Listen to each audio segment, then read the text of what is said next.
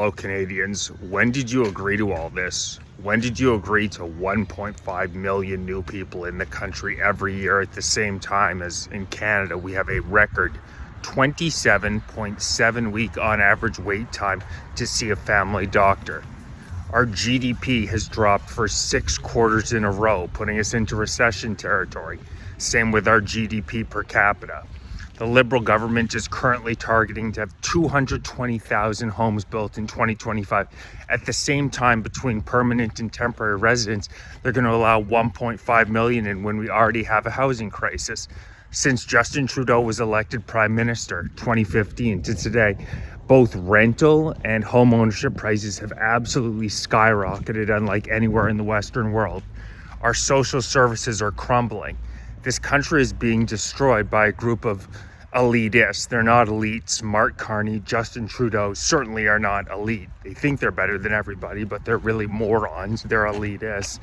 Have come here and decided that against the will of the Canadian people, they are going to dictate the rapid explosion of population growth in this country at a time when we cannot withstand it. It benefits an incredibly small minority of people in Canada, while the rest of us are left out in the lurch with lower and lower standards of living. Before I get more into it, if you're interested in becoming a member, I'm hosting a rally Saturday, September 13th, Parliament Hill. Would love to see you out. Want to get thousands of patriotic Canadians out on the street. If you'd like to help form this movement, hit the join button, become a member. We're going to have polls, chats, exclusive videos, and you'll help get this movement going from the ground up, because Canada desperately needs a movement to stand up for our sovereignty, stand up for our free speech, stand up for everything that made this country great. So since Justin Trudeau was elected in 2015, if you look at every measure, whether it be economic, social services, or healthcare, I personally know 2 people that passed away who didn't have to due to our ridiculously overrun healthcare service. They estimate that approximately 70,000 Canadians die every year unneededly because our healthcare system is overrun. Every major indicator of a country's health has gone down. And I could run through statistic after statistic, but Canadians who have lived here for the entirety of their lives know exactly what I'm talking about. This country is deteriorating, and it's deteriorating incredibly quickly. When I was growing up, living in a major city, you see hard drug use barely ever. Nowadays, you walk around a major city. I live a couple of blocks away from the Parliament building in Ottawa, and open crack smoke all over the place, hard drug use.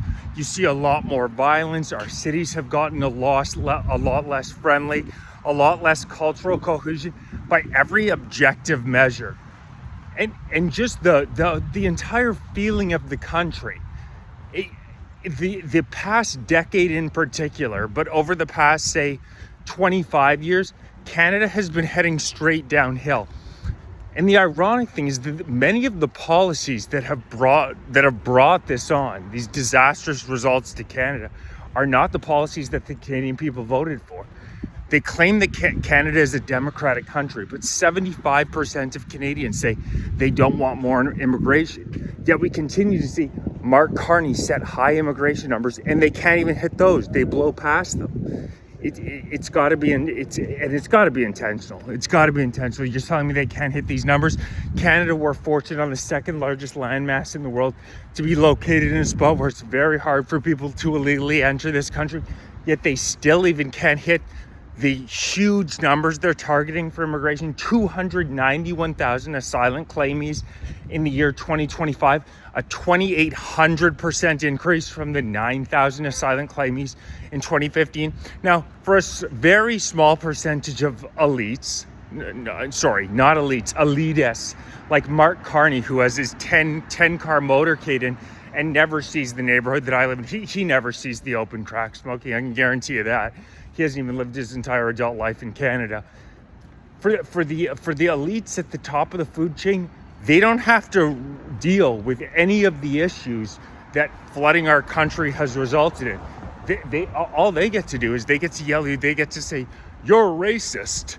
Well, you know what, Mark Carney? If you lived in a neighborhood where you were impacted in the ways I am by 8 million people in the country in 10 years, when we don't have the infrastructure, we don't have the social services, largely thanks to the Liberals, to deal with it, it's a dereliction of your duty. Your primary responsibility, any government's primary responsibility, is to the citizens that elect them. And the Liberal government they have empathy for absolutely everybody except the average Canadian citizen. Seems the only people that the woke far left wingers can't manage to muster any empathy up for are the average middle and lower class Canadian citizens. It's quite funny how that works, isn't it? And in terms of the so-called democracy that we live in, the two-tiered policing that you see on a daily basis is shocking. We see groups of people, if they are ideologically aligned with this Liberal government, the pro-Palestinian rallies, they're able to roll body bags on our street, fake body bags on Canadian streets. You couldn't even imagine that type of thing even a decade ago. Now it's a near daily occurrence. We're seeing fake body bags on our streets, fake blood on people's hands, masked thugs screaming the most vile things you've ever heard out of loudspeakers, acting in intimidating, menacing manners. I've seen these up close time and time again, acting intimidating manners. And you know what they get? They get the red carpet rolled out to them by police. But if you want to stand for Canadian sovereignty, if you want to exercise your enshrined right in the Charter of Rights and Freedoms to express yourself and get out and rally and protest these insane government policies that are destroying our country, they immediately brand you far-right extremist. These words have lost their meaning. If you're a patriotic Canadian who loves his country and doesn't want to see it destroyed, don't let them gaslight you into saying you're far-right, you're racist. It's an absolute joke. They try to shut down peaceful protests that are pro-Canadian, yet they allow violent protests that are clearly incredibly anti-Western civilization.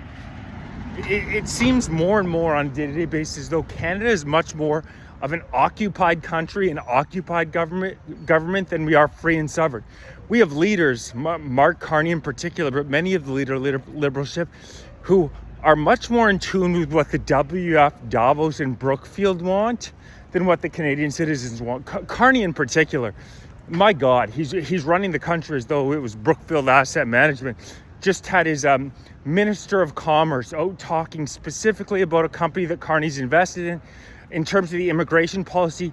Brookfield owns $37 billion with a B dollars worth of real estate in Canada. You think that has something to do with the fact that they're exploding over their immigration numbers? Basic supply and demand. You flood the country with people. Real estate prices are going to continue to go up, which is fantastic for the top 0.01%. China implements massive canola tariffs that further damage Manitoba, Alberta, and Saskatchewan. And what's Carney's response? Give them $1 billion contract to build us 3 ferries in Vancouver when the middle and lower class Canadians are struggling like ever before. Oh, guess what? Well, China gave Brookfield $250 million a couple of years ago. So I guess that our domestic policy, our foreign policy is going to be determined by what's best for Brookfield Asset Management. It's really sick. It's really sick stuff. We need to stand up and we need to say enough is enough. I'm hosting a rally, Take Canada Back, Saturday, September 13th, noon, Parliament Hill. It's really promising. We've seen rallies in Australia. We've seen rallies in the UK. We need to do the same in Canada. Message me if you're interested in attending. It will be peaceful, freedom-loving Canadians hitting the streets, because patriotic Canadians need to be on the streets. We actually need to physically get out there, because clearly the government could give 2 damns about any polling, could give 2 damns about us. Saturday, September 13th, noon, Parliament Hill. Be there. Message me if you're looking for any more information. Become a member. Help shape this movement. Please like, subscribe, and if you're watching on TikTok, make sure you're following on YouTube, because the Canadian government is not a big fan of dissidents. And I'm over 11K subs. So wouldn't be surprised. I've already seen a bunch of shenanigans from the clowns in our government, but they're not a big fan of dissident media. They need you zonked out watching the CBC and CTV. Patriotic Canadians unite, and we're going to take this country back.